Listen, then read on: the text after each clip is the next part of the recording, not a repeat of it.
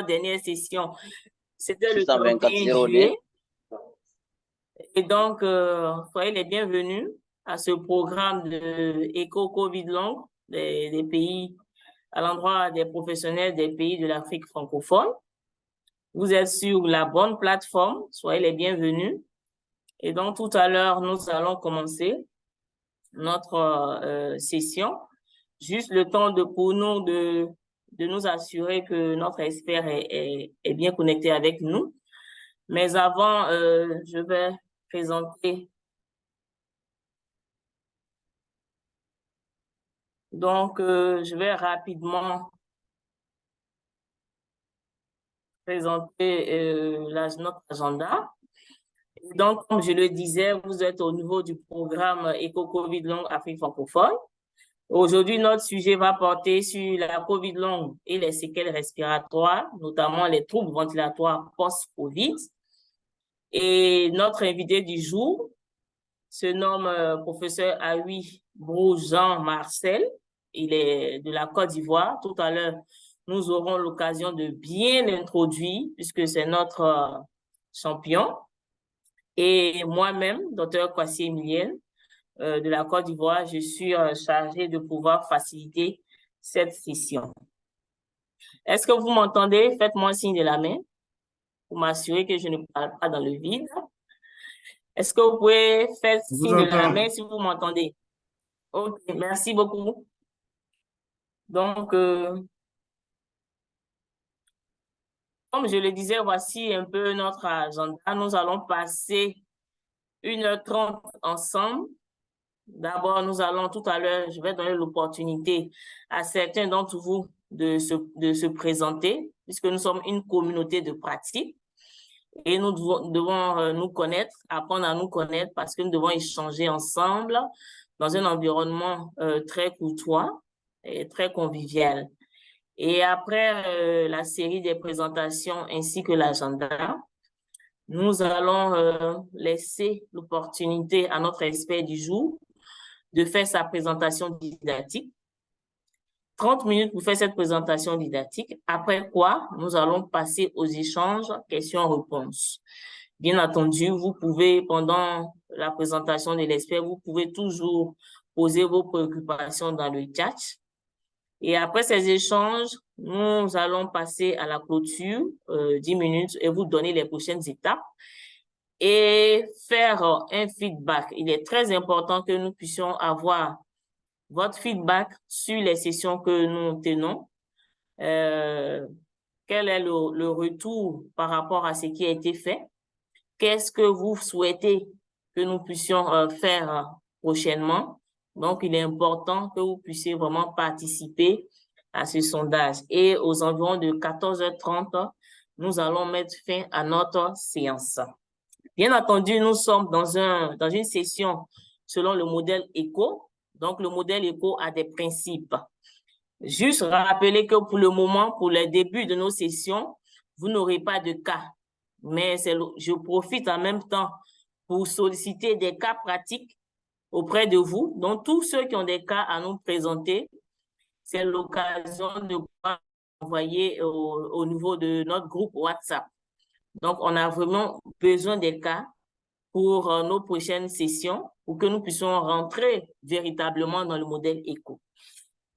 Et donc, comme je le disais, il y a des principes qui ont échangé dans un environnement convivial. Donc, il faut maintenir vos micros coupés, mais la caméra ouverte, c'est bon qu'on puisse se voir et échanger. Donc, fermez votre micro lorsque vous n'avez pas la parole. Donc, dans les échanges, il faut qu'on soit courtois, respectueux, parce qu'on est là pour apprendre des uns des autres. Il n'y a pas de questions taboues. C'est une plateforme d'apprentissage. La COVID long est une nouvelle problématique pour tous, pour nous tous, en tant que professionnels de santé. Donc, il n'y a pas de questions taboues. Et ne pas divulguer d'informations de santé. Pour le moment, nous n'avons pas encore de cas pratiques. Donc, ça va venir après. Mais on ne cite pas son contemporain. Ça, ce sont les principes. Et également, d'autres consignes. Utilisez le chat. Chez d'autres, c'est discussion, c'est mi-discussion. Au bas de votre écran, c'est mi-discussion. Donc, vous utilisez pour poser tous vos problèmes lorsque nous sommes en train d'échanger. Voilà. Donc, et également, nous vous invitons à entrer votre nom, votre organisme, votre pays, parce que pour le moment, nous sommes 13, mais d'ici là, nous pouvons atteindre 100 personnes. Donc, on ne pourra pas donner la parole à tout le monde de se présenter, mais on va permettre à ces personnes-là qui vont nous rejoindre plus tôt de pouvoir s'inscrire dans le chat et de donner les informations les concernant. Ensuite, vous dire que tout ce que nous faisons, les diapositives, toute la présentation sera mise sur la plateforme AIECO. Donc, lorsque vous rejoignez votre compte AIECO, vous allez voir que tous les documents en lien avec cette session sont disponibles sur la plateforme. Et vous dire également que cette session sera enregistrée. Et donc, nous allons demander votre consentement parce que vous allez voir un message affiché qui va vous demander que la session est enregistrée. Donc, si vous êtes d'accord, vous acceptez le principe. Merci beaucoup. Et également, avec cette plateforme AIECO, nous générons de façon automatique un certificat de participation. Lorsque vous participez au sondage dont je parlais tout à l'heure, pour que nous puissions avoir votre feedback. Donc, il est important de pouvoir faire ce feedback. Ce lien vous sera partagé également dans le chat et il sera valable, accessible pendant 48 heures. Après 48 heures, il n'est plus accessible. Donc, vraiment, on vous encourage. Si ce n'est pas aujourd'hui, vous avez encore demain et après-demain pour demain, vous avez encore demain pour pouvoir faire ce sondage-là. Donc, c'est important, puisque nous sommes dans le cadre d'un projet, que nous puissions avoir des données, puisque il est bon que nous puissions parler sur la base de données factuelles. Donc, nous avons besoin de toutes ces informations-là pour des prises de décision. Merci beaucoup. Et donc, voici notre QR code pour rejoindre le groupe WhatsApp. Pour ceux qui ne sont pas encore inscrits sur le groupe WhatsApp de la communauté, c'est le moment où vous pouvez le scanner même maintenant là même. Vous pouvez le scanner et automatiquement, vous allez rejoindre notre plateforme de la communauté sur le projet COVID Long. Donc, voici partager un peu l'agenda. Donc, sans plus tarder, nous allons laisser l'opportunité, puisque nous sommes 20, nous allons laisser l'opportunité à tous ceux qui sont connectés de se présenter. Nous sommes une communauté de bonnes pratiques. Monsieur Aboulaye, Djibril, bon appétit. N'oubliez pas que vous êtes visible, donc veuillez couper votre caméra. OK, donc je vais laisser le soin à Cheikh Abdul Razak de se présenter. Ouvrez votre micro, Dr. Cheikh ou Monsieur Cheikh, ouvrez votre micro et présentez-vous à la communauté.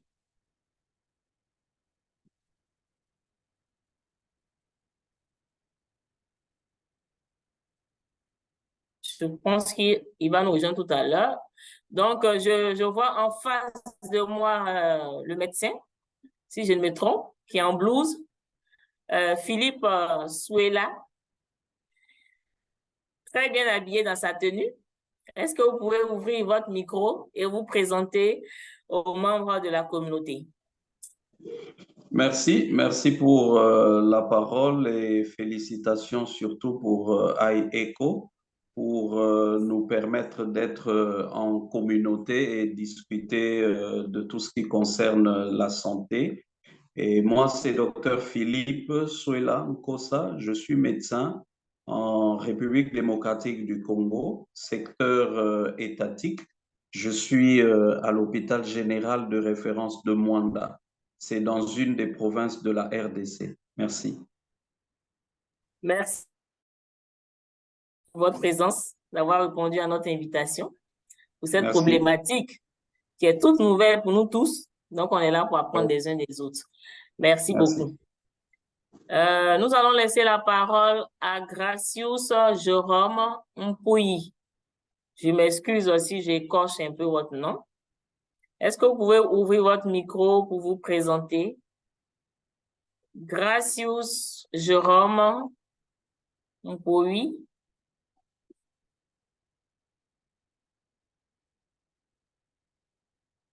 OK, donc on va passer à quelqu'un d'autre en attendant qu'il puisse nous rejoindre. Patrick Membolo. Je vois que vous n'êtes pas seul dans votre salle.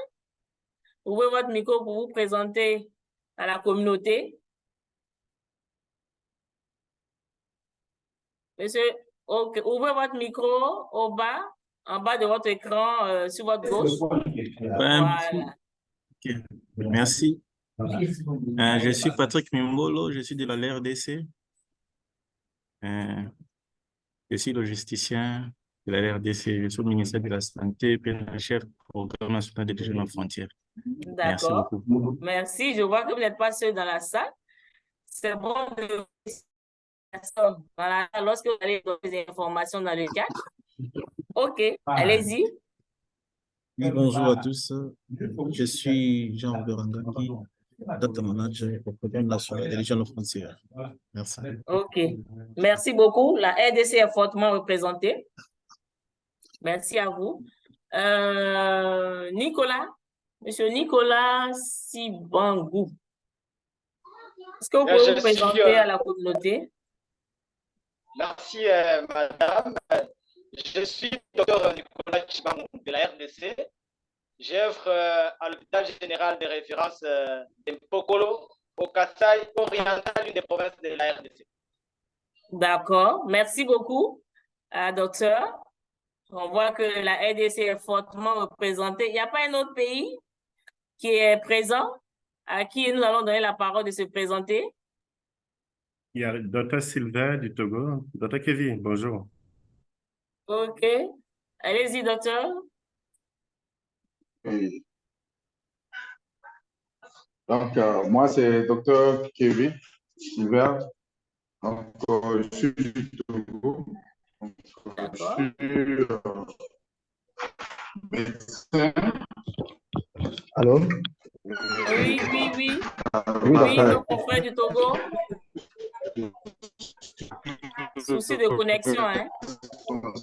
Oui, docteur. D'accord. Un instant, je viens tout à l'heure. OK, d'accord. Donc, docteur Sylvain, merci. C'est vrai que votre connexion n'était pas tout à fait bonne, mais on vous a entendu. Merci beaucoup. J'ai vu tout à l'heure quelqu'un qui avait la main levée. Alessa Bekale, vous avez la main levée? Oui, ouvrez votre micro. Présentez-vous. Bonjour à tous. Je me Bonjour. réjouis de participer à la session d'aujourd'hui. Je suis Alex Bekale Balogo. Je suis gabonais. Je suis actuellement au Gabon. Je travaille au ministère de la Santé. Je suis hygiéniste. Et donc, pour le moment, je suis enseignant à l'école de santé du Gabon. Donc, l'Institut national d'action sanitaire et sociale. Merci à vous. Merci beaucoup. Merci, nous apprécions votre présence à cette session. Merci. Autre personne, nous avons quelques minutes avant de passer à un autre point. Il y avait une autre personne qui avait levé la main tout à l'heure. OK, quelqu'un d'autre peut se présenter? Ah, il y a le professeur Boulaboula qui est là, l'un de nos experts de ce programme. Professeur, bonjour. Pouvez-vous présenter aux membres de la communauté? Je pense qu'il n'a pas encore rejoint par son micro. Et donc, il ne nous entend pas, mais Dr Volantana est connecté. D'accord, Dr Volantana, est-ce que vous pouvez vous présenter aux membres de la communauté, l'une de nos experts?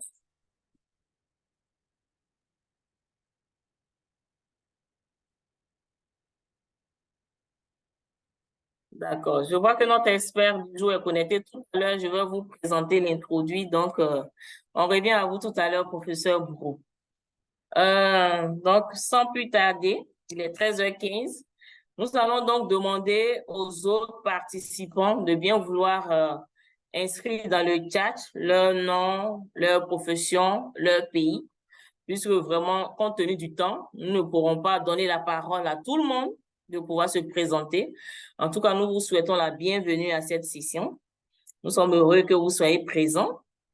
Nous avons pour le moment 21 personnes connectées. Monsieur Assouman, on commence.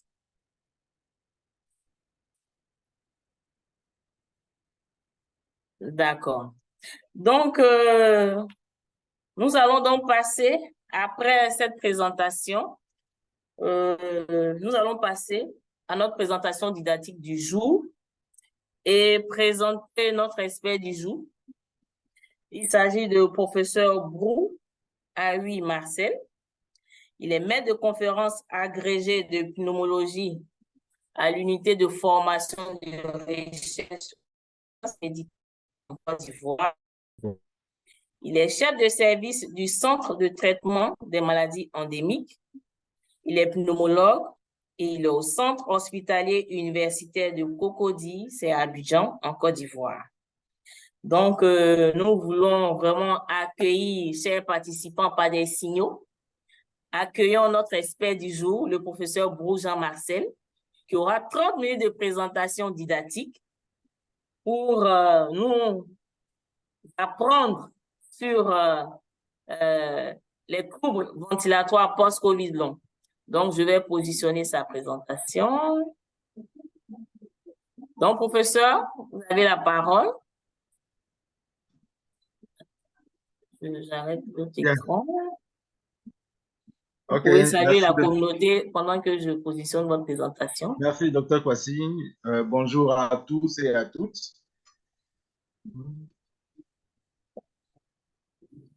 J'espère qu'on m'entend. Oui, professeur, on vous entend. D'accord.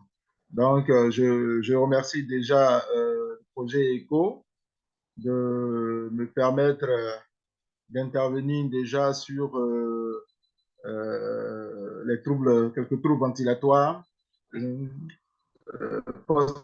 post-Covid chez certains patients que nous avons suivis. Voilà. Donc, l'objectif véritablement, en fait, c'est de montrer les troubles que nous avons eus chez ces patients-là. C'est pour ça que je remercie tout le monde pour la présence. Donc, comme elle a présenté, je suis le docteur Aoui Brou Jean Marcel. Je suis pneumologue, maître de conférence agrégé en pneumologie au CHU de Cocody et je suis le responsable coordonnateur du centre de traitement des maladies endémiques. C'est un centre qui a été créé au décours de la COVID pour la gestion des malades COVID, des COVID qui aujourd'hui se spécialise beaucoup plus comme un centre d'attente éventuelle d'une autre maladie endémique, mais qui aujourd'hui fait face à la prise en charge de la tuberculose multirésistante et ultra-résistante. Donc, depuis la fin de la pandémie de la COVID, ce centre-là accueille des malades qui ont une tuberculose multirésistante et une tuberculose ultra-résistante. Donc, le thème que nous allons développer aujourd'hui, c'est l'évaluation de la fonction ventilatoire chez les patients post-pneumopathie à COVID-19 en 2022 en Côte d'Ivoire. C'est un thème qui est important pour nous parce que on s'est rendu compte que après la COVID, beaucoup de patients erraient dans la nature. On ne savait pas ce que ces patients-là devenaient et on ne savait pas comment les prendre en charge, quel protocole les prendre en charge, quels symptômes ces patients-là avaient. Je tiens à préciser que ce n'est pas les signes de COVID long. Ce n'est pas du COVID long, c'est véritablement les séquelles que les patients vont présenter à la fin de cette COVID-là. Qu'est-ce que ces patients-là vont avoir comme affection durant leur COVID long? Pardon, durant leur suivi. Je peux avoir la main pour faire passer les diapos.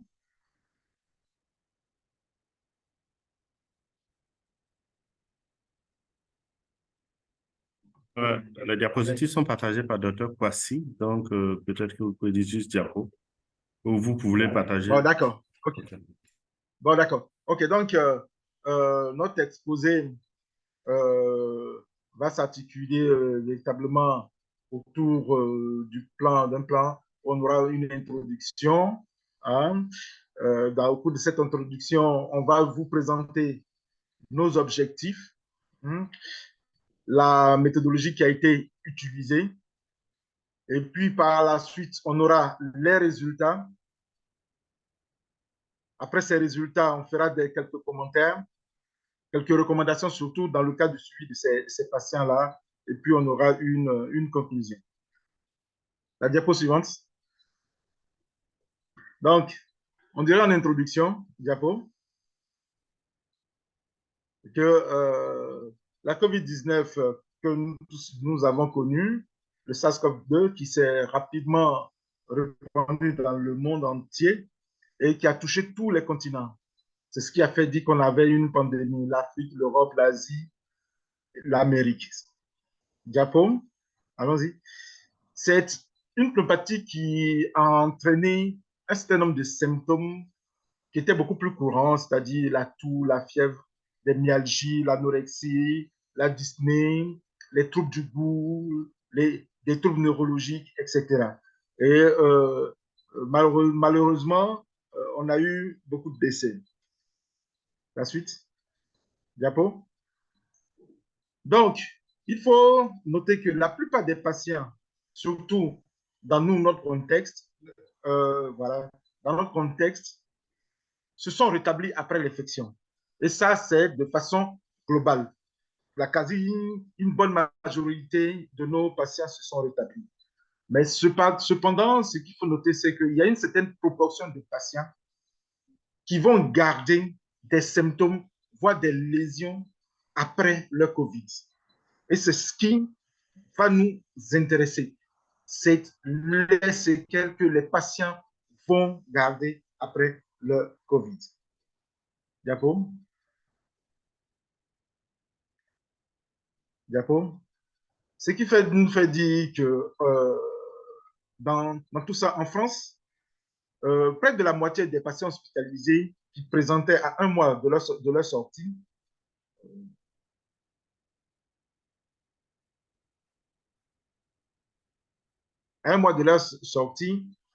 ces patients-là, quand ils étaient revus, avaient une atteinte fonctionnelle qui persistait à type d'essoufflement, qui entraînait chez eux une incapacité à réaliser leurs activités quotidiennes.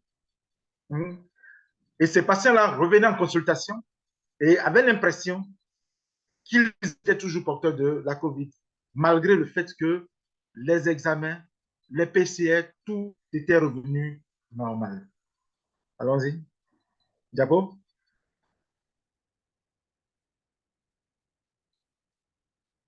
En Côte d'Ivoire, c'est notre pays, le premier cas de COVID-19 a été dépisté le 11 mars 2020.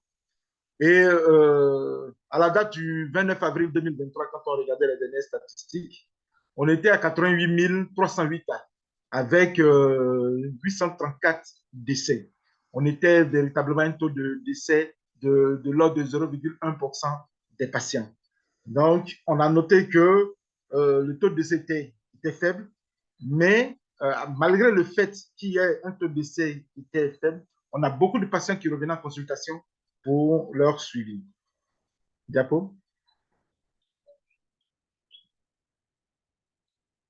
Sur la période, il faut noter que la COVID, c'est une maladie nouvelle. Non, reviens en arrière.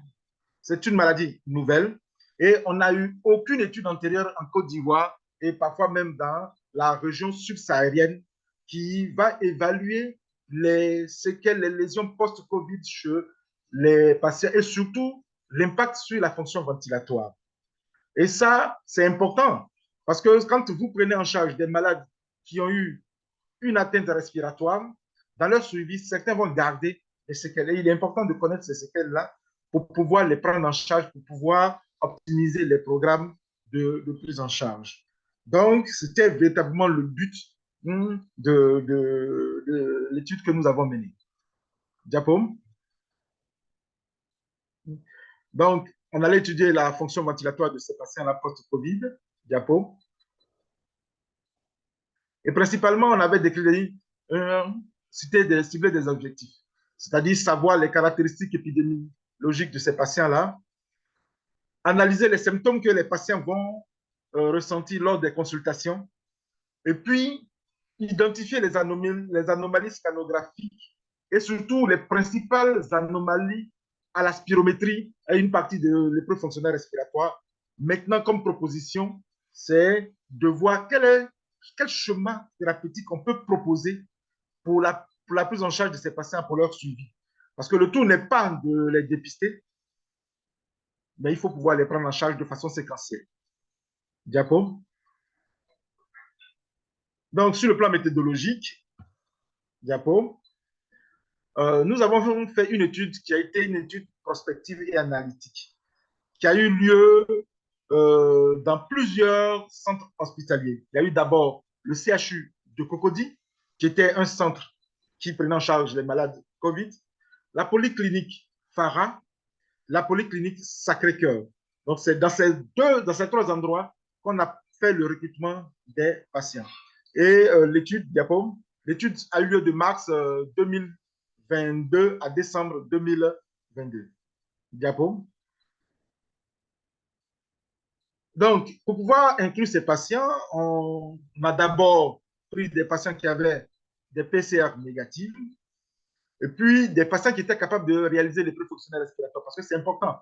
Parce que si c'est des patients qui sont fatigués, très essoufflés, ça va être difficile pour nous de pouvoir faire l'épreuve fonctionnelle respiratoire. Et puis, éventuellement, c'est des malades qu'on voyait en consultation. Diapo. Donc, les patients qui ont été non inclus, c'était encore les patients qui étaient encore hospitalisés, qui avaient encore le COVID, et puis ceux qui refusaient de participer à l'étude pour des raisons aussi diverses qu'éparses. Diapo. Bien, diapo. Diapo suivante. Bien. Donc, quels ont été les résultats de cette étude? Il faut noter que au total, on avait eu environ, au cours de ce suivi-là, on n'a pas eu un grand effectif. On avait eu environ 26 malades qui ont pu être enrôlés, pour la simple et unique raison que, les patients, une fois qu'ils étaient sortis, très peu revenaient à la consultation parce qu'on n'avait pas mis en place un programme de suivi en consultation. Et compte tenu de la pandémie, il était très difficile de mettre en place des suivis de consultation. Donc, on n'a pas pu recenser sur les 88 000 cas, on n'a pas pu voir certains cas de patients. Il y avait surtout des patients qui avaient séjourné dans des services de réanimation qui avaient été hospitalisés avec des cas très graves qui, la plupart du temps, sont venus. Donc, sur le plan de l'âge, là, je retrouvais ce qu'on avait constaté au cours de la COVID, c'est que la plupart des patients, c'était des patients qui avaient un âge qui oscillait entre 60 à 70 ans, c'était des sujets âgés. Donc, c'est véritablement une pathologie qui survient chez des personnes qui, la plupart du temps, sont vers le troisième âge. Diapositive. À la différence de ce qui a été mis, surtout dans la littérature, dans les constats, la plupart des patients qui étaient venus en consultation chez nous, on avait retrouvé une majorité de femmes. On n'a pas eu l'explication véritablement, alors que dans la proportion des malades qui avaient été hospitalisés, on avait environ 65% d'hommes, mais malheureusement, le suivi en consultation, on voyait beaucoup plus de femmes, bon, on avait eu l'impression que c'était les femmes qui étaient beaucoup plus attentives à leur santé. Et ces mêmes résultats ont été retrouvés dans certaines études extérieures, mais pour lesquelles on ne pouvait pas véritablement affirmer que les femmes venaient beaucoup plus à la consultation que les hommes. Diapositive. Sur le plan de nos objectifs, on avait voulu savoir quels étaient les motifs, les principales causes pour lesquelles ces patients-là venaient en consultation après la consultation. Donc, on avait vu que la plupart de nos patients, hein, sur l'effectif, on avait eu 26 qui avaient pu réaliser les épreuves fonctionnelles respiratoires, mais le total que nous avons eu, on était aux alentours de 44. Donc, sur les patients qui venaient, on avait environ 61%, c'est-à-dire environ 21 qui étaient venus pour des contrôles. C'est-à-dire, ils sont sortis, rien ne s'est passé, ils sont venus pour les contrôles. Mais les principaux symptômes que les patients vont présenter par la suite, après les sorties, c'est surtout l'asthénie. Les patients vont garder une asthénie pendant longtemps, associée surtout à des troubles respiratoires type de dyspnée, l'atout. Et ça, dans toutes les consultations, chaque jour, quand nous les voyons, on avait ces symptômes-là qui étaient récurrents. Ces symptômes persistaient au-delà de 3 mois, 6 mois, parfois pour certains, 12 mois. Et pour certains, on avait eu une personne d'une rhinorrhée et puis des céphalées. Ces mêmes constats ont été retrouvés dans plusieurs études internationales qui retrouvaient que la plupart, parfois 6 mois après leur sortie, les patients présentaient toujours de la dyspnée, de l'asthénie et puis la toux. Diapo. Les principaux antécédents qu'on avait retrouvés au décours de la consultation, c'était surtout l'hypertension artérielle et le diabète.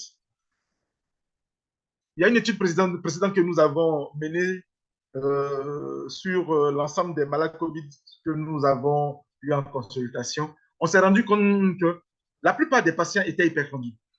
C'est vrai, ils avaient une pathologie, mais ce n'était pas une pathologie débilitante. Et on a essayé de comprendre pourquoi est-ce que ces patients-là, c'est surtout l'hypertension qui était le facteur le plus important. Et on a fait le corrélé surtout avec l'âge. Parce que avec l'âge, les patients, la plupart des patients avaient des pressions artérielles qui étaient instables. Mais le diabète revenait toujours en deuxième position. Et c'est le même constat dans la littérature. Le diabète qui restait une des pathologies source surtout de complications et de développement de la COVID. Et puis, ce diabète-là était aussi une source pour que ces patients-là présentent toujours des symptômes après leur sortie. D'accord?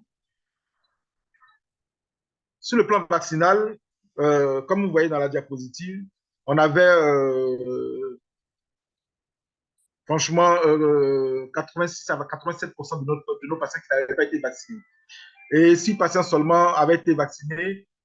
Ça s'explique parce que au début de la COVID, la vaccination n'avait pas été obligatoire. Et puis, il y a eu des tergiversements dans la vaccination. Donc, beaucoup de patients qui, après leur sortie, ont estimé qu'ils étaient immunisés, ont préféré ne pas se faire vacciner. Alors que cette immunité, on a compris que cette immunité-là déploie au fur et à mesure que les mois passent. Et malheureusement, ces patients, malgré tout ce que nous avons pu faire, ces patients-là refusaient toujours de se faire vacciner. Diapositive. Sur nos 44 malades qui avaient été inclus, il faut noter que il y avait eu 10, il y avait eu un suivi ambulatoire qui avait été suivi en ambulatoire, qui n'avait pas eu de complications. 32 d'entre eux ont été hospitalisés d'un service de médecine et il y a 2 qui sont sortis d'un service de réanimation. Donc, au total, véritablement, il y a eu 34 malades qui ont séjourné dans un service hospitalier. Et c'était surtout ces cibles-là, comme disait, ceux qui avaient eu un séjour hospitalier pour voir si ils gardaient beaucoup de séquelles. Diapo. Sur le plan des symptômes que les malades ont présentés à la sortie et au moment où on les voyait en consultation, on remarquait que les patients avaient une saturation une hypoxie qui persistait, malgré le fait que ces patients soient guéris. Mais quand vous vous souvenez, dans les premières diapositives, on avait dit que la plupart des patients, une bonne lot des patients gardaient un tableau de dyspnée permanent. Donc, on s'est rendu compte que la saturation restait entre 88 et 94% sur environ la quasi-totalité des malades, avec une hypertension artérielle. Et puis, on notait aussi chez 32 de nos malades, c'est-à-dire 72,7%, une dyspnée qui est permanente avec une fréquence respiratoire qui était supérieure à 26 par minute. Et ça dénote qu'effectivement, le premier organe qui est atteint dans le cadre de la COVID, c'est le poumon.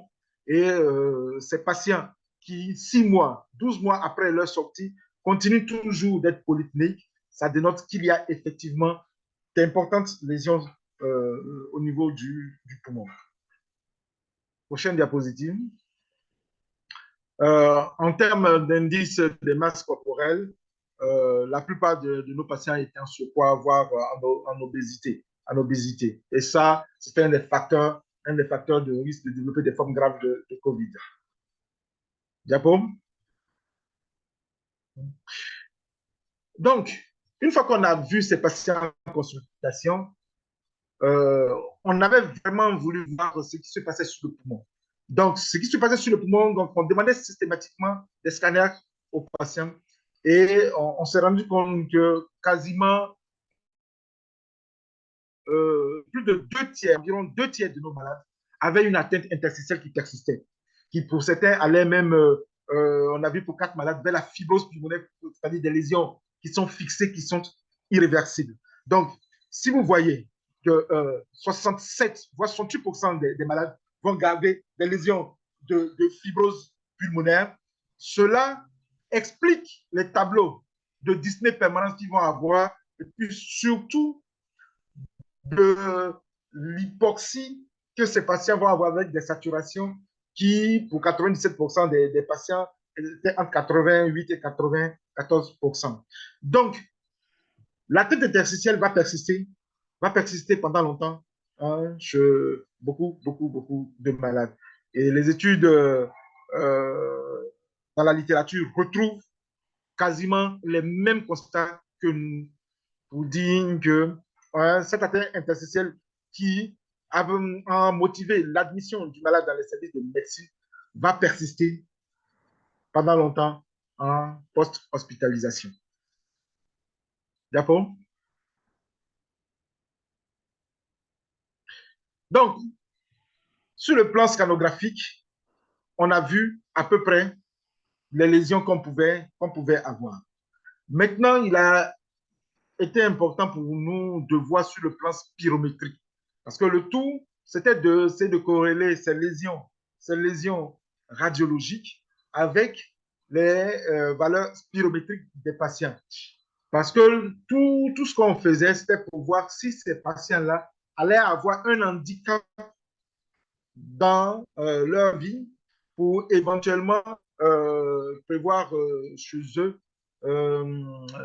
une oxygénothérapie de long cours et puis éventuellement tout ce qui pouvait y avoir. Donc, sur le plan spirométrique, on avait noté chez les patients, pour la plupart, ils avaient un VMS qui était normal, donc qui semblait nous rassurer, mais on avait vu qu'on avait une certaine obstruction qui prédominait au niveau des petites bronches, les bronches véritablement périphériques, parce que le DME 50 était abaissé dans plus de la moitié des patients. Parce que, vous savez, le VMS en lui-même, il explore les grosses bronches. Maintenant, qu'est-ce qui se passe au niveau périphérique?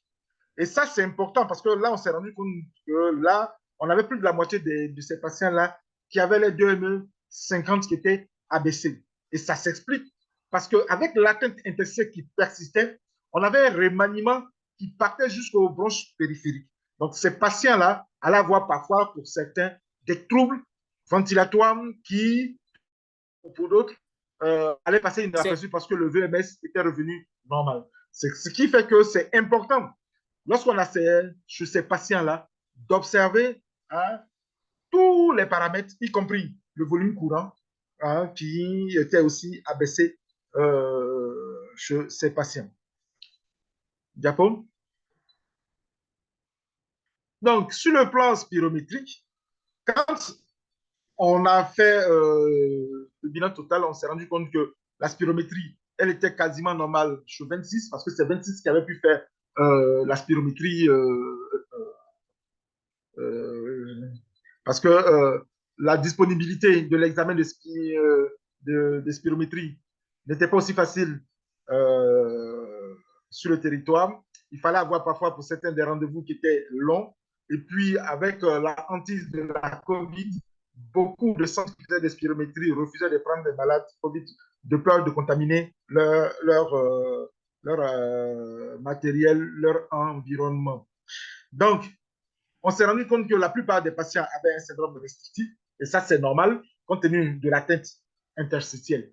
Donc, tous ces patients vont avoir la dyspnée qui va persister, une désaturation, et puis, ils vont avoir une atteinte interstitielle qui va venir. Et cette atteinte interstitielle-là est à l'origine d'un syndrome restrictif. Et lorsqu'on a un syndrome restrictif, ça veut dire que déjà, on a une bonne amputation de notre capacité ventilatoire. On a eu certains patients qui avaient eu des syndromes obstructifs pour lesquels on a été obligé de les mettre sous traitement bronchodilatateur. Parce que lorsqu'on a fait la spirométrie, je n'ai pas mis ça sur la diapositive, on a fait les tests de provocation qui étaient revenus pour certains, qui étaient revenus sensibles. Et avec le test de réversibilité, de réversibilité nous avait permis de gagner quelque chose au niveau de l'extension de la bronche. Donc, ces patients-là ont bénéficié d'un traitement bronchodilatateur qui a amélioré chez eux leur fonction ventilatoire. Ce qui dénote que pour tous ces patients-là, un suivi spirométrique s'impose. En termes de gaz du sang, diapo suivante, on n'a pas pu faire la totalité des gaz du sang compte tenu de la disponibilité des gaz du sang pendant la période de l'étude. Donc, pendant cette période, on a essayé de comparer sur le plan analytique pour voir si on avait un lien véritablement entre le terrain sous-jacent, où évolue la maladie, et puis la tête interstitielle, ou la tête au niveau scanographique. Et l'étude a montré qu'il y a un lien qui est significatif entre le fait que les patients qui ont un diabète ont plus la possibilité de garder leur atteinte interstitielle le plus longtemps possible avec véritablement un P qui était significatif. Et ça, c'est important parce que c'est important pour nous de connaître ça. C'est-à-dire que ces patients qui ont le diabète et qui ont fait une COVID peuvent garder leur atteinte interstitielle pendant longtemps. Diapo suivante.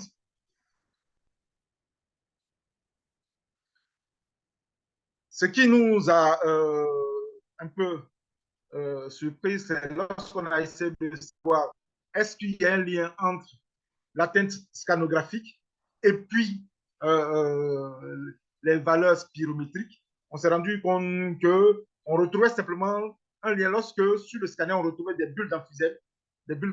Donc, des bulles d'emphysème. Et puis, les patients qui avaient un syndrome MISC. Donc, on retrouvait ce lien-là pour lequel on n'avait pas véritablement d'explication parce que très peu de patients avaient eu cette bulle-là parce que c'était un seul patient. Donc, on n'a vraiment pas tenu compte de cela parce qu'on ne peut pas évaluer avec un seul patient. On ne peut pas évaluer. Donc, sur le plan spirométrique et scanographique, on a considéré que déjà avec l'atteinte interstitielle, l'atteinte alvéolaire, on a considéré véritablement qu'il n'y avait vraiment pas de lien, même si au niveau de la bulle d'emphysème, mais comme l'effectif était très bas, au dépôt de nous n'avons pas considéré cela. Prochaine diapositive. On a aussi essayé de voir, est-ce que chez les patients, en fonction du degré d'IMC, on pouvait avoir des lésions qui vont persister. Et là, c'était plutôt les patients qui étaient en surpoids, étaient plus enclins à développer la fibrose.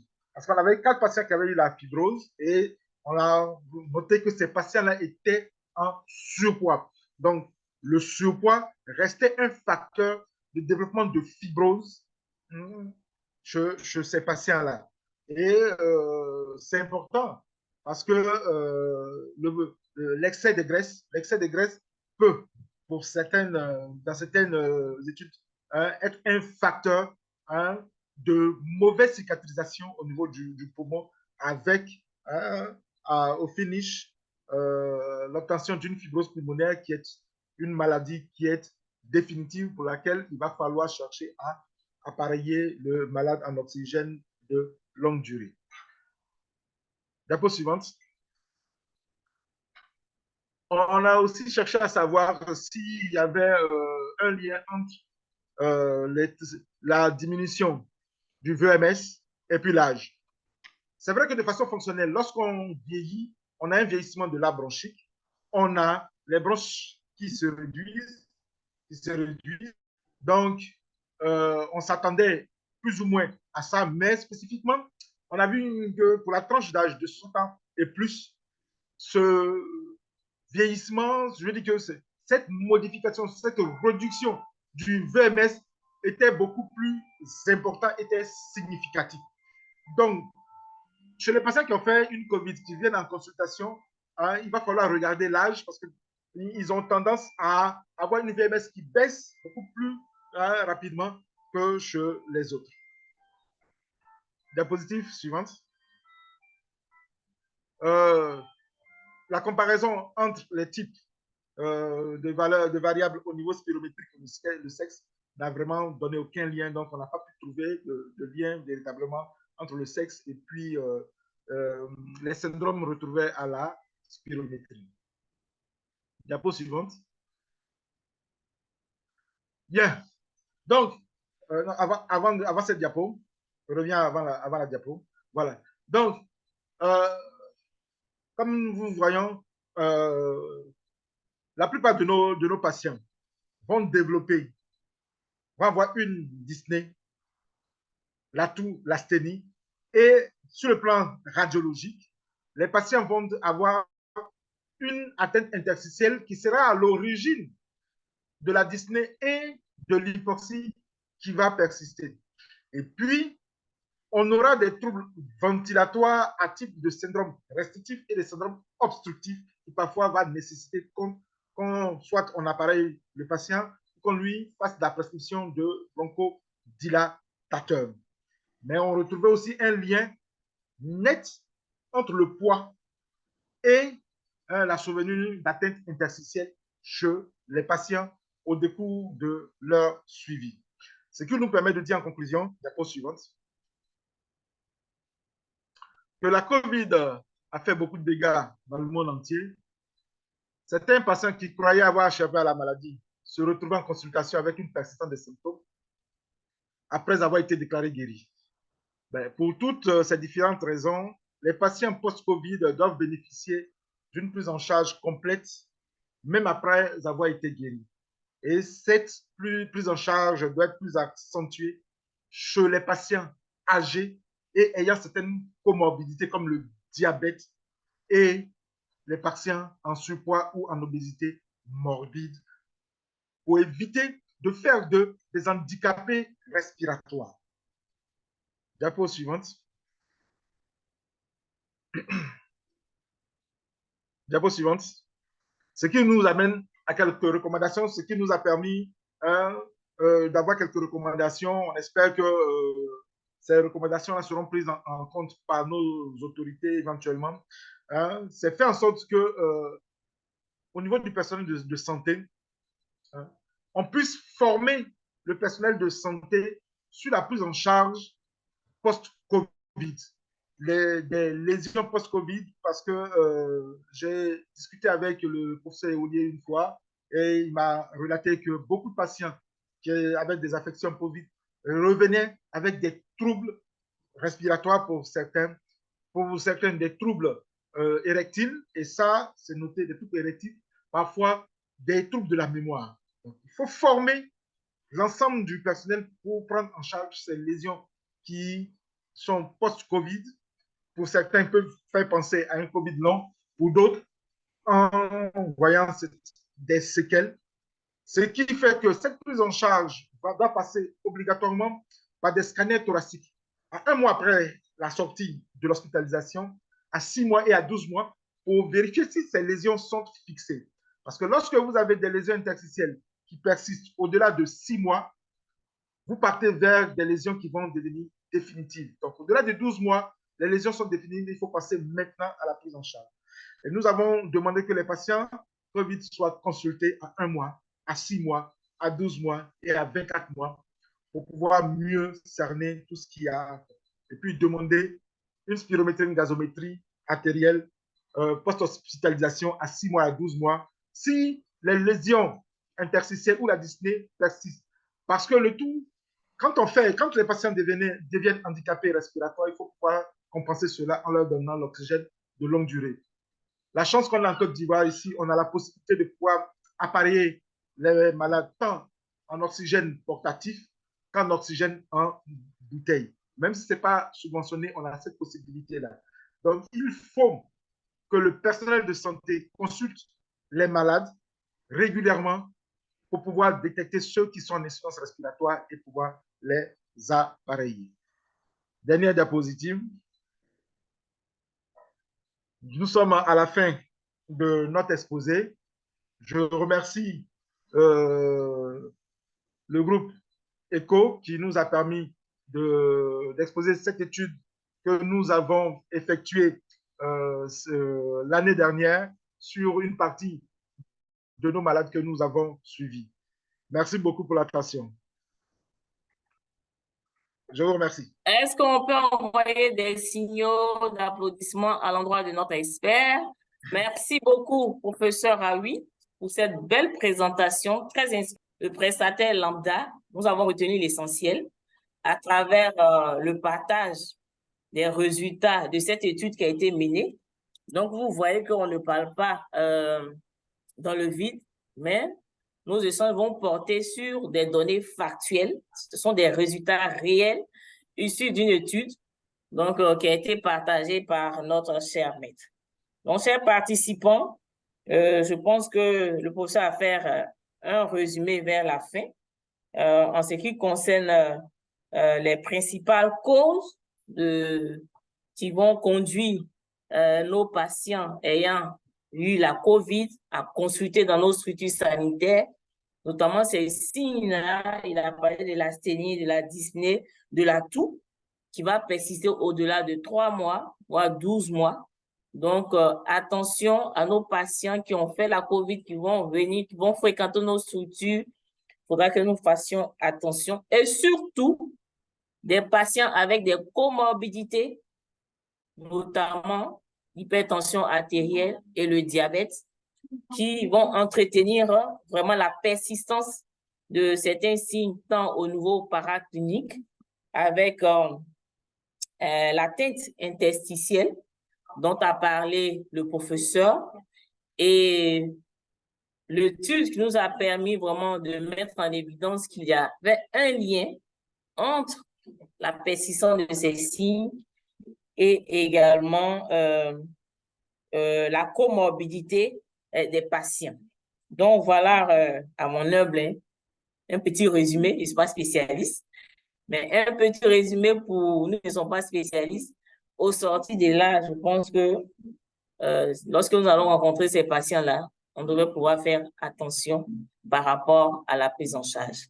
Donc, chers participants, sans plus tarder, nous allons passer aux échanges, puisque nous sommes là pour apprendre des uns des autres. Pas de sujet tabou. Nous avons notre expert qui est disponible aujourd'hui. Ce n'est pas facile de mettre la main sur eux, mais aujourd'hui, il a tout fait pour être là, pour vos questions et repartir d'ici avec une amélioration de nos connaissances. Donc, avez-vous des questions? chers participants, chers membres de la communauté ECHO, notre expert est à vous. Donc, professeur, vous avez toutes les félicitations de nos membres de la communauté. Donc, il n'y a pas de souci, la présentation est déjà disponible même sur la plateforme pour ceux qui se sont inscrits à partir de AIECO. Donc, avez-vous des questions, chers participants? Notre professeur. C'est l'occasion de poser toutes les questions, toutes les questions. Professeur, peut-être que moi-même, je vais commencer. Parmi les signes, c'est vrai, ça, c'est vraiment l'aspect respiratoire. Peut-être qu'on va aborder l'aspect dermatologique après. Mais est-ce que parmi vos participants, vos patients, ce que j'apprécie plus dans cette étude-là, c'est qu'il y a 61,4% qui sont venus pour le contrôle. Et ça, c'est important. C'est important de vraiment sensibiliser les patients qui ont fait la COVID de venir faire des contrôles pour qu'on puisse déceler le plus tôt possible ces séquelles persistantes et afin de faire une meilleure prise en charge. Donc, parmi vos patients, est-ce qu'il y avait certains qui ont présenté des signes dermatologiques après post-COVID, notamment en termes d'urticaire? Bien, merci, Dr. Kwasi. Parmi les patients, c'est vrai que la plupart venaient pour des symptômes respiratoires, mais ils ont présenté quelques signes cutanés, surtout à type d'eczéma. C'était des eczémas qui étaient localisés, pas généralisés, localisés, qui ont persisté un bout de temps, mais qui ont régressé lorsqu'on a mis un peu de corticoïdes locaux, ça a régressé. Mais c'était des choses qui sont apparues au décours de leur COVID. Et même comme je l'ai dit, il y a eu certains qui ont eu des troubles de la mémoire. La personne nous a dit qu'après sa COVID, n'arrivait plus à retenir quoi que ce soit. Il y a eu, pour certains malades qui n'en a pas voulu trop spécifier, des troubles, malheureusement, des troubles érectiles. On a des patients qui sont venus qui ont développé ces troubles érectiles. Donc ça, c'est des troubles qui étaient beaucoup plus, pas en rapport véritablement avec de la pneumologie. C'est pour ça que je ne me suis pas attardé sur ça.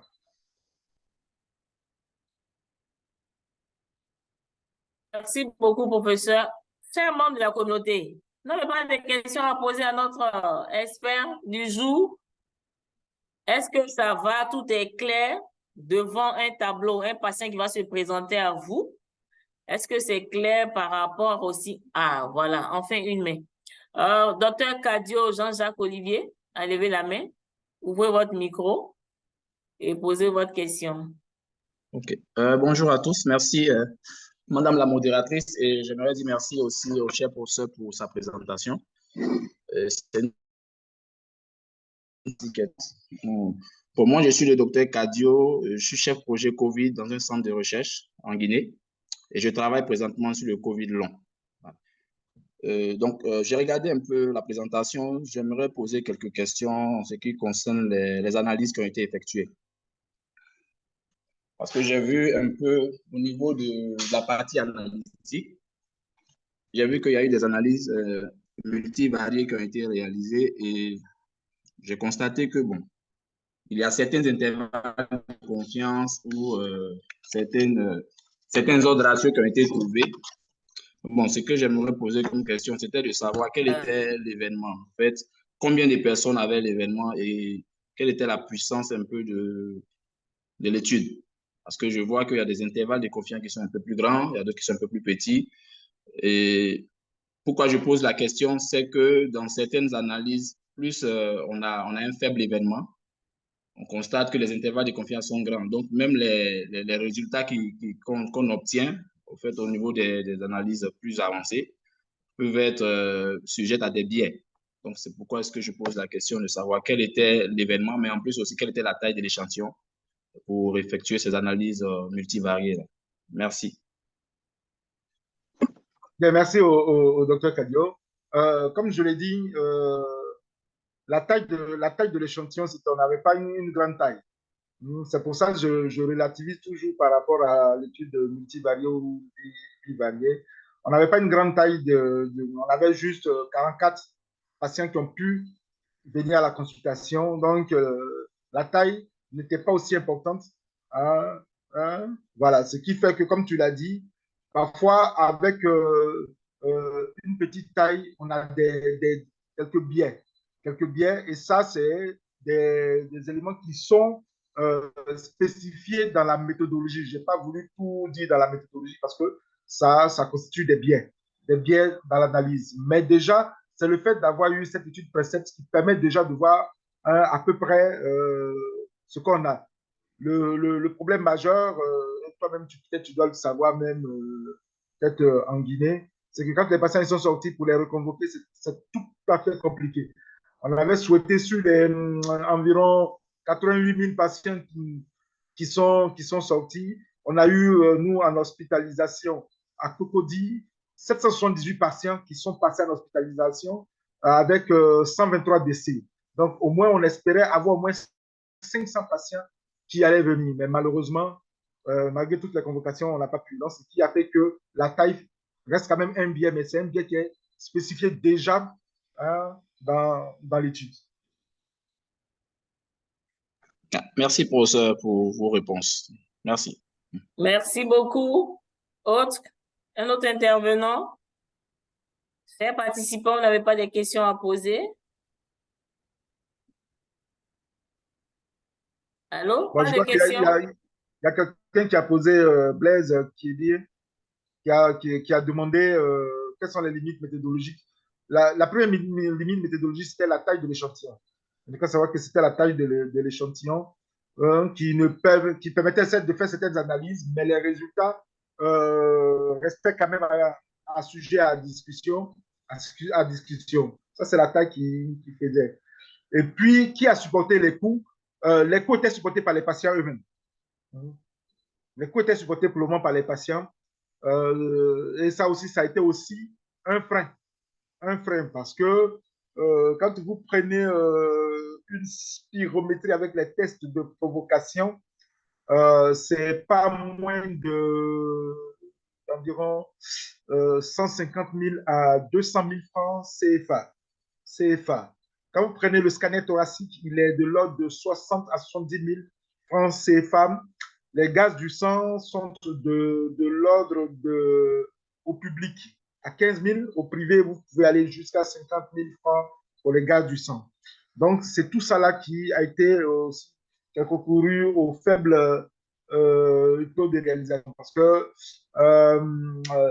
on aurait pu inclure beaucoup de cas, mais il n'y a pas beaucoup qui ont pu réaliser ces examens-là. Donc, pour ne pas que ça impacte les résultats, on a préféré prendre ceux qui avaient pu réaliser au minimum le scanner et la spirométrie. Voilà. D'accord.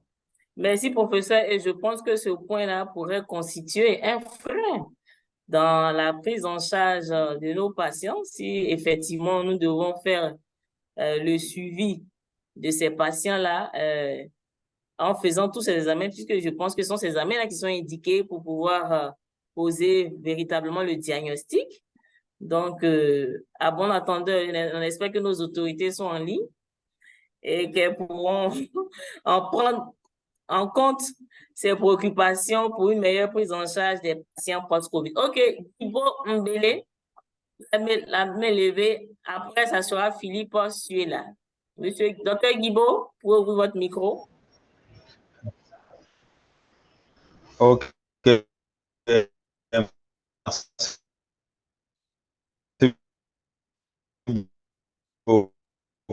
Aujourd'hui, la connexion est très mauvaise.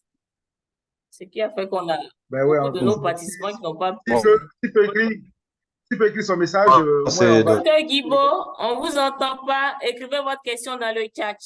Merci, parce qu'on ne vous entend pas. Écrivez votre question dans le chat. Donc, on va passer à Dr. Philippe. Dr. Philippe, allez-y pour votre question. Merci pour la parole. Ma question est celle-ci. Est-ce que ces patients-là ont été tous évalués après soit 1 mois, après 6 mois, ou bien il y a d'autres qui ont été évalués après 6 mois, après sortie de bien sûr, de l'hôpital, ou bien 2 mois, ou bien 3 mois. Donc, c'est cet aspect-là que je voudrais savoir. Merci. Merci, docteur Suela. Dans notre protocole, les patients étaient vus à 1 mois, à 6 mois, à 12 mois et à 24 mois. Là, on n'est pas encore arrivé à 24 mois, donc on n'est pas. Donc, on les a vus à 1 mois, à 6 mois et à 12 mois. Ils ont été vus à ces périodes-là. C'est ce qui va nous permettre de voir surtout si les lésions vont persister ou pas. Parce qu'on faisait une spirométrie au début, 6 mois après et 12 mois après pour voir si on a une évolution spirométrique ou scanographique. Voilà. D'accord. OK, merci, professeur. Il y a une question dans le chat. Oui, j'ai vu une question Voilà. de M. Koumi, docteur Koumi, qui demande par rapport au statut vaccinal, avez-vous, dans la présentation, il voudrait savoir les raisons pour que ces patients-là évoquent de ne pas se faire vacciner. Bon, les raisons sont simples. Hein. Première des choses, ces patients-là, même si elles ont fait la COVID, il y a certains qui sont réticentes à la vaccination. Et puis, comme elles ont entendu avec les réseaux sociaux, malgré toutes les explications, qu'une fois que tu as fait la COVID, tu sembles être immunisé, ils ont estimé qu'ils étaient immunisés, ils ne voulaient plus se mettre le virus dans le corps. Donc, ce qui fait que beaucoup ne voulaient plus se faire vacciner. Alors que malgré toutes les explications qu'on leur a données pour leur dire que, effectivement, vous avez eu une certaine immunité, mais que cette immunité-là décroît avec le temps, et pour éviter que vous soyez encore atteint par la COVID, parce qu'il n'y a pas d'immunité définitive à la COVID. J'ai vu des patients qui ont fait 3 fois des épisodes de COVID. Ben, ces patients-là ne voulaient pas se faire vacciner. Et comme ce n'était pas une obligation, on ne pouvait que le constater. Merci beaucoup, professeur. Il y a d'autres questions? Attends, je ne vois pas bien. Est-ce que tu peux m'aider dans le cas s'il y a d'autres questions encore? Et donc, professeur, ça nous amène, parce que je vois que ces patients-là, 1 mois, 6 mois, 12 mois, ils sont revenus. Est-ce qu'on pourrait avoir quand même le niveau social de ces patients? Était-il désassuré pour qu'ils soient réguliers pendant tout ce temps-là? Bonsoir, docteur Kwasi. Oui, bonsoir, docteur V. Bonne arrivée. Bien. Merci. Je veux dire que, vous savez, docteur Kwasi, la plupart des patients, si les patients, la plupart avaient quand même un niveau social moyen. C'est-à-dire c'était vraiment dans la classe moyenne qui pouvait faire les examens. Mais ce qu'on a noté, c'est que les patients, lorsqu'ils sont fait un séjour, surtout en milieu hospitalier pour la COVID, la peur de la mort fait que ces patients-là reviennent fréquemment. Pour ceux qui sont passés en hospitalisation, revenaient en constatation, étaient très tatillons sur leur santé. Donc, ce qui fait qu'on a pu réaliser ces examens-là, ce nombre-là, environ 44 malades. Merci beaucoup, professeur. D'autres questions? Avez-vous d'autres questions? Il est 14h presque 10, nous allons tirer vers la fin parce que nous devons finir à 14h30. Est-ce que vous avez d'autres questions, chers participants? C'est bon? Au vu de tout ce que nous avons entendu, est-ce que face à nos patients qui vont revenir vers nous, serons-nous prêts à pouvoir assurer une meilleure prise en charge, vite détectée et en vue d'un traitement de ces patients-là? Avec tous ces facteurs de risque qui ont été énumérés par le professeur, qui sont ressortis au travers des résultats de cette étude, je pense que vous avez eu suffisamment d'informations. Est-ce que vous avez encore d'autres questions? Nous avons encore un peu de temps. Excusez-moi. Docteur Kwasi, il y a un message dans le chat. Je ne sais pas si vous l'avez déjà lu. Je ne vois pas, donc tu peux y aller. OK. Une question, désolé, une question. Une des principales faiblesses de l'étude en question est le faible effectifs, comme l'a Oui, souligné je crois notre... qu'on a déjà répondu Oui, à ok. ça. Merci. Oui, on a déjà répondu à ça. Je demande si le projet EcoCovid peut nous accompagner pour explorer Une question l'aspect pour d'effectifs. l'équipe ECO. Pour voir si vous pouvez financer une étude beaucoup plus importante, ça permettrait de voir, Le mieux. voilà, D'accord. d'avoir moins de biais. Ben, je pense que c'est D'accord. aussi un des objectifs de cette session, c'est de pouvoir montrer certaines évidences et donc encourager les bailleurs à faire beaucoup plus de recherches, à investir là-dedans pour montrer les évidences. Merci, professeur. Effectivement, effectivement. Merci beaucoup. Et il y aura l'aspect recherche et je pense que les partenaires auront une oreille attentive puisque eux-mêmes, ils suivent ces séances-là, puisque c'est vraiment l'occasion de pouvoir avoir toutes les informations qu'il faut en vue de pouvoir mener la lutte contre cette problématique, la post-Covid. Après la Covid, la post-Covid. Voilà, donc je pense que au vu de toutes ces informations que nous allons recueillir au cours de nos séances, ça sera vraiment des données pour nos bailleurs à l'effet de pouvoir mobiliser davantage de financement pour nous accompagner. Avez-vous des questions, d'autres questions? Non, nous tirons vers la fin. Monsieur Assouma, est-ce que vous pouvez mettre le lien de l'évaluation du feedback dans le chat? Parce que c'est important de pouvoir avoir vos feedbacks sur ces séances-là et pour améliorer et également peut-être même revoir le curriculum de formation sur certains thèmes auxquels peut-être on n'aurait pas pensé, parce que c'est vous les prestataires, vous êtes sur le terrain, donc vous avez une large vue de ce que vous rencontrez, de vos réalités sur le terrain. Vous pouvez suggérer des thématiques que nous allons aborder et nous ferons fort de solliciter nos experts qui sont là pour venir améliorer nos connaissances. Docteur Kwasi, on a une autre question Donc, pour le professeur. Oui. Je ne sais pas si le professeur voit la D'accord. question. Oui, j'ai vu par rapport à la question de M. Kébré, l'étude n'a pas encore été publiée parce que c'est maintenant en train de finir de compiler tous les résultats. Hein. Donc, on attend de finir de tout compiler et puis on va soumettre l'étude à publication dans une revue. Hein. Surtout, on espère que ça soit une revue bien cotée. D'accord. Merci beaucoup, professeur. Et donc, chers participants, il nous reste encore 15 minutes, on a encore du temps. Donc, nous vous invitons à faire le lien à faire l'évaluation. Donc, le lien est dans le chat. Vraiment, nous avons besoin de votre feedback.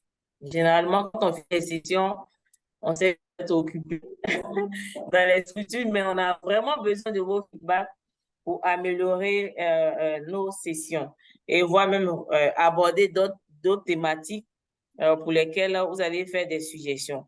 Donc, vraiment, nous voulons en votre nom.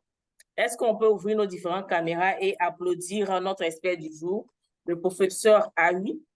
Ouvrez vos micros et envoyez des applaudissements à l'endroit de notre expert du jour qui nous a vraiment gracié de beaucoup de connaissances à travers le partage des résultats de cette étude. Donc, ce sont des données vraiment scientifiques qui seront bientôt partagées. Merci beaucoup au professeur Jean-Marcel. On avait également notre professeur Boulaboula qui avait géré la session de juillet. Est-ce que le professeur Boulaboula est avec nous s'il a un mot à dire? Le professeur Boulaboula a un défi. Il a un défi au niveau de son écouteur, malheureusement. Mais je pense que le docteur Volontana est présent. OK. Docteur, est-ce que vous avez un mot à dire? I looked at multiple vendors and each one was, I wasn't very sure of the quality. So they have called two vendors. Monsieur Assouma, nous sommes en anglais. Hein? Qui parle?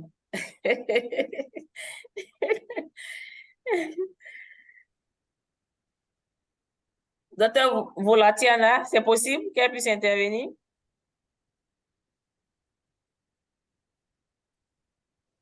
C'est possible? Malheureusement, je pense qu'elle est déconnectée. D'accord. Je tiens aussi à remercier Dr.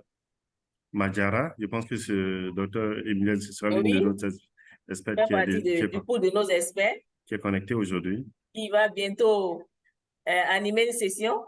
Docteur Madjara, vous pouvez dire un bonjour à nos amis et vous présenter. En vous présentant, je pense que les membres de la communauté sauront plus ou moins quel aspect vous allez aborder prochainement. Allez-y. Alors, bonjour à tous. Je suis Madjara Noumataki. Je suis psychiatre. Je suis en poste au Programme national de santé mentale. Et dans cette communauté, donc, j'aborde les aspects psy de cette affection.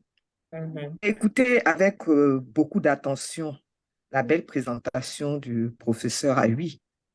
Et j'ai remarqué donc que vraiment, comme on dit, le Covid est vraiment une maladie globale. C'est quand on prend, il a présenté bien sûr les aspects pneumo, mais on peut noter qu'il y a d'autres aspects. Donc, docteur Voici a évoqué les aspects cutanés qui ont été confirmés par le professeur. Et aussi, il a évoqué donc les troubles de mémoire qui n'ont pas été vraiment, qui étaient fréquents. Mais il faut dire que lorsque un individu a une insuffisance respiratoire, le cerveau étant mal oxygéné, il va avoir nécessairement des conséquences sur les fonctions intellectuelles, dont les premiers signes vont être la mémorisation. Et très rapidement, la personne peut être dans un tableau de confusion, simplement parce que le cerveau n'est pas suffisamment oxygéné. Donc, c'est vraiment pour dire aux confrères que cette affection est une affection qui peut être validante à divers niveaux. Et j'ai entendu que les patients qui venaient donc pouvaient être un peu inquiets pour leur santé. Ils étaient demandeurs. Mais est-ce que la fonction respiratoire n'est pas synonyme de la vie? Donc, dès qu'elle est atteinte, nécessairement, les personnes vont être perturbées et ils vont demander de l'aide. Donc, à toutes les recommandations que le professeur a données, je pense qu'il doit avoir un aspect didactique important pour expliquer aux patients de sorte à faire baisser un peu leur niveau d'anxiété et leur permettre de se faire mieux prendre en charge. Donc, voilà un peu ce que je voulais ajouter, en remerciant encore le professeur pour tous les éclairages qu'il nous a donnés, parce qu'on entend beaucoup de choses sur les conséquences post-Covid chez les personnes. Et c'était bon d'avoir donc un expert qui puisse nous éclairer vraiment, d'autant plus que je sais que le professeur Ahui gère véritablement très bien d'une main de maître le centre Covid du CHU de Cocody. Il a géré d'une main de maître le centre Covid du CHU de Cocody. Voilà ce que je peux ajouter. Merci beaucoup à Merci beaucoup. Ahui, merci à la communauté pour les questions qui ont permis d'éclaircir un peu plus sa présentation. Merci beaucoup, Dr. Madjara. Je pense que le micro du professeur Blabla marche maintenant. Ça marche maintenant. Professeur Blabla. Professeur Blabla. Oui, docteur Kwasi, je m'excuse beaucoup auprès de tous les participants. J'ai suivi la brillante conférence et la brillante étude de notre confrère, mais je n'entendais pas les commentaires qu'il a fournis à cette occasion. Je pense que je me retrouverai la prochaine fois.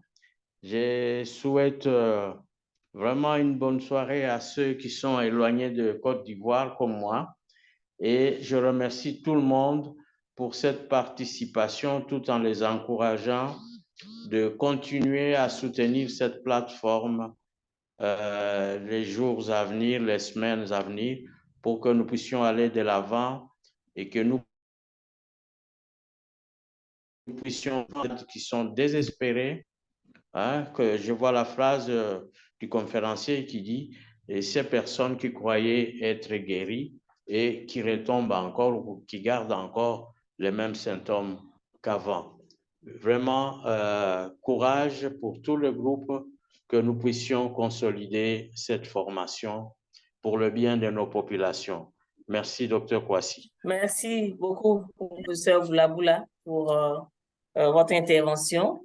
Je pense que nous tirons vers la fin de cette séance. Notre prochaine séance, vu que nous avons accumulé un peu de retard, donc on va rattraper un peu 2 séances.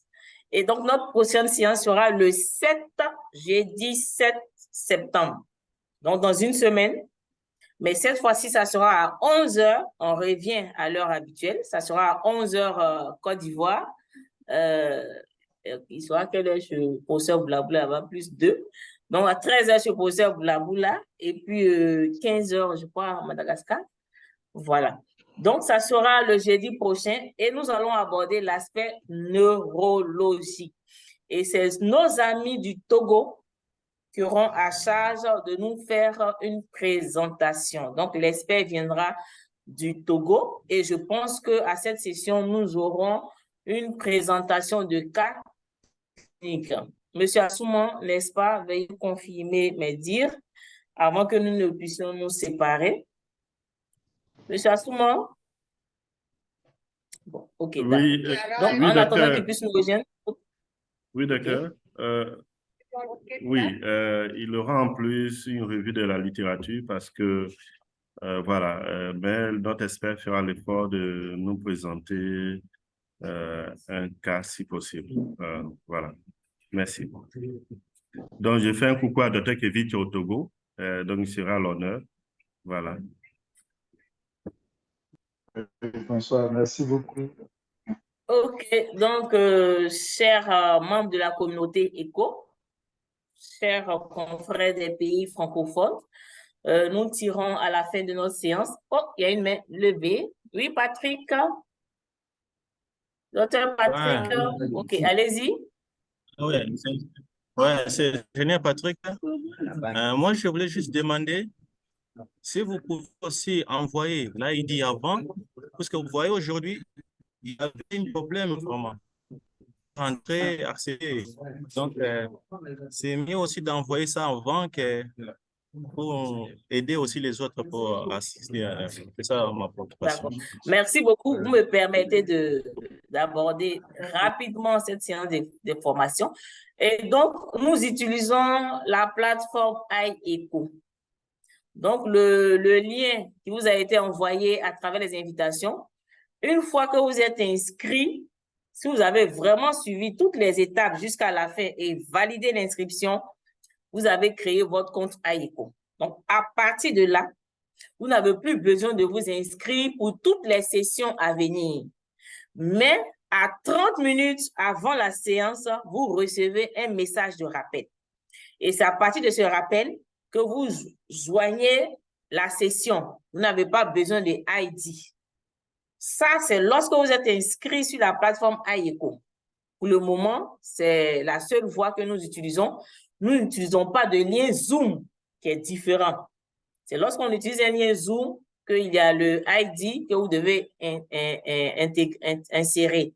Mais pour le moment, les invitations sont envoyées à travers la plateforme iECHO, dont la représentante, elle est là. Donc, je vais lui donner la parole tout à l'heure. Elle va dire bonjour aux membres de la communauté. Kanika, elle va se présenter tout à l'heure. Donc, si vous êtes inscrit à travers la plateforme iECHO, plus besoin de ID et plus besoin d'inscription ultérieure. Vous êtes automatiquement dans la base de données et toutes les séances qui seront programmées, vous allez recevoir 30 minutes avant les séances, l'heure des séances, vous recevez un message. Donc, il est bon de regarder dans vos spams et de chercher le message de rappel pour pouvoir vous connecter. Donc, c'était ça un peu les précisions qu'on devait apporter sur... parce qu'on utilise cette application parce qu'elle nous facilite la gestion de données. Vous imaginez 100 participants qui vont venir se connecter. De façon manuelle, c'est difficile. Donc, avec cette plateforme, on a la gestion de nos données. À la fin de la séance, dans les 48 heures, nous savons le nombre de participants. Nous savons d'où viennent nos participants. Nous savons le pourcentage de professionnels, de médecins, de pharmaciens. Tout ça, c'est disponible en 48 heures. Vous voyez que c'est pour ça qu'on utilise. Donc, on vous encourage à utiliser le lien venant de AIECO pour vous inscrire pour une seule fois. Une fois que vous êtes inscrit, c'est fini, on n'avez plus besoin de vous inscrire. Hi, Kanika, can you introduce yourself? Sure. Hi, everyone. Bonjour à tous. Je suis Kanika, je travaille avec EcoEnt. Merci. OK. Donc, c'est le concepteur de l'application. Oui. Je voulais dire que j'ai mis votre mail dans le chat. J'ai vu que Dr Kadio réalise des recherches au niveau de la Guinée. Donc, vous pouvez rentrer en contact avec Dr Emilienne pour voir si vous pouvez présenter, rejoindre le groupe scientifique pour aussi partager votre expérience de la COVID longue. Et voilà, on recherche des experts. Donc, si vous avez des évidences, voilà, rentrez en contact avec Dr Kwasi Emilienne. Son mail est dans le chat, s'il vous plaît. Ce sera la bienvenue vous serez la bienvenue. Merci. D'accord. OK, donc, s'il n'y a pas d'autres interventions, je pense qu'on a fini.